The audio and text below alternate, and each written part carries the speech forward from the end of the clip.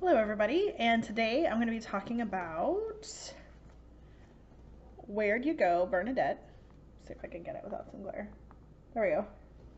Where'd You Go, Bernadette by Maria Semple.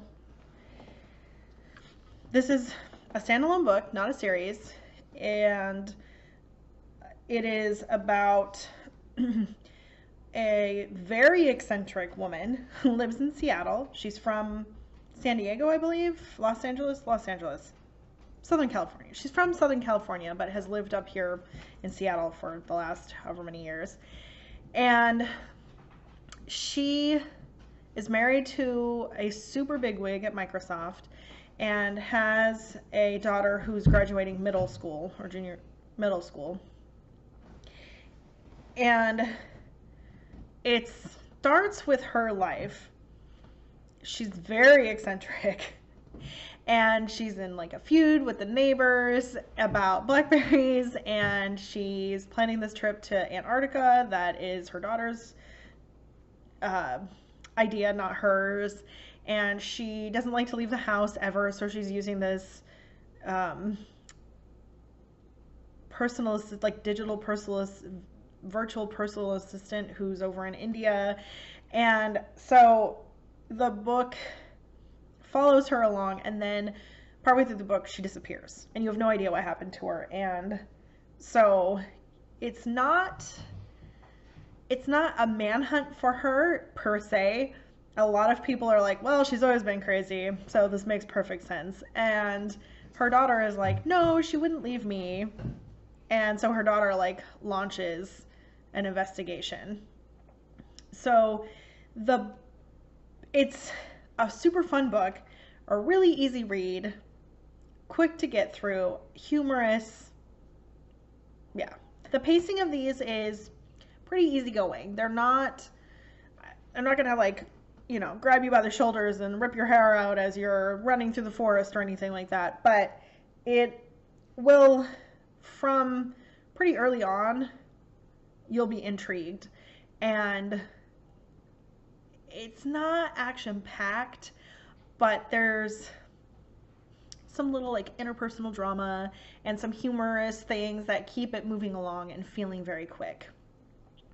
There are multiple plot lines. So this is told, the actual narrator of this book is B, who is Bernadette's daughter. She narrates in the first person perspective. She is talking to you, telling you, what's going on. But you have all of these inserts that are either letters, well, not letters, but emails from Bernadette to her virtual assistant, or the virtual assistant to Bernadette, or from the neighbor that she's feuding with to the neighbor's best friend. The neighbor's best friend works with Bernadette's husband, so they talk back and forth either about the husband or about the feud over the blackberries or whatever.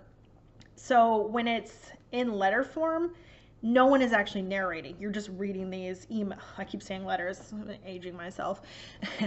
The emails, no one is narrating those. They're inserts and you're reading them as they would be. So it's kind of funny because you're getting this first person perspective, but they're not talking to you. The narrator isn't talking to you. They're talking to each other. But instead of being like, she said this and then he said, it's like, I did this and then I did this, because they're in emails with friends talking to each other. So kind of a unique format. I know there have been other things written like this, but I can't off the top of my head think of another book that I've read that is formatted this way. And I thought it was very unique and super fresh and really helped move the book along and kept it interesting, because you've got all these like different plot lines going on and you're not sure like how it connects. Like, the neighbor's best friend talking about how she sat on the Microsoft connection bus next to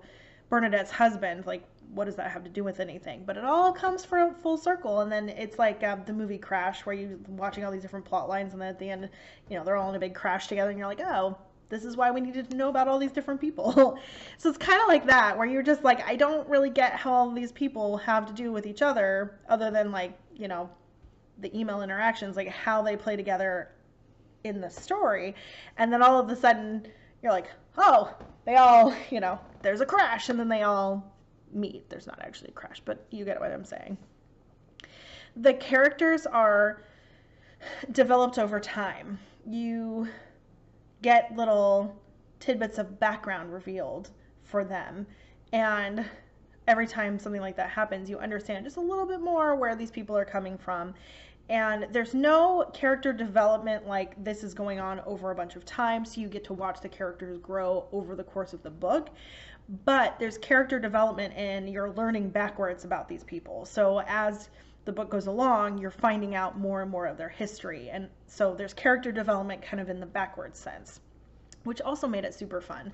Because again, that's not always the case with books. So it's kind of different and made it a little more unique to read and made it fresh. And so the characterization in this book is very detailed, super eccentric. All of the characters are eccentric, all of them across the board. They're very vivid. They're super dramatic. They're all melodramatic. They're all melodramatic and very quirky. So it's just a fun, ridiculous read because these characters are so over the top, but not in an obnoxious way. It's like a fine balance. You want to do over the top without it being just obnoxious. And I mean, there are characters that are annoying, but they're supposed to be annoying. So it works. The author did a great job of just finding that right balance of being like super quirky, super weird, but not obnoxiously so. Like they're just weird enough that they're interesting, but not so weird that you're like, that no one would ever be like this.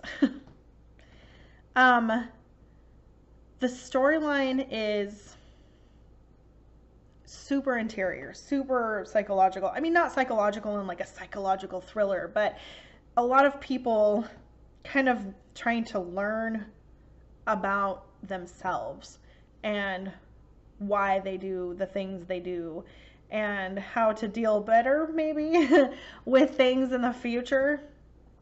And I wrote that this is kind of a rich and famous story.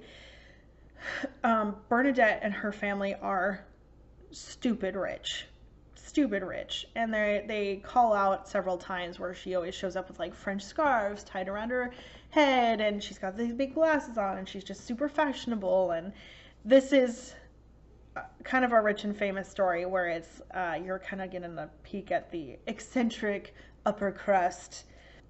There is a resolved ending at the end of this book. This is not for those who don't like to be left not knowing. It is resolved at the end of the book. You find out everything you need to know. The frame and tone of this book, the frame is really interesting because it's set in Seattle.